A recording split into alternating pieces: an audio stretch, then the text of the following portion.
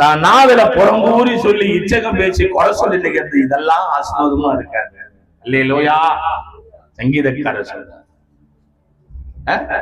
வாய திறந்தாவே கூவம் தூத்து.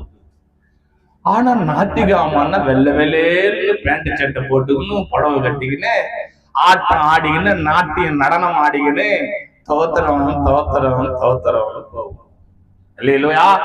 வாயில என்ன இல்ல? அவர்கள் வாயில் உண்மை இல்லை, அவர்கள் உள்ளம் கேடுபாடு. சும்மாதான் அது உள்ளம் மகா கேவலமான உள்ளமா இருக்கு. நான் முகத்தை பார்க்கிறேன், அவர் உள்ளத்தை பார்க்கிறாரு.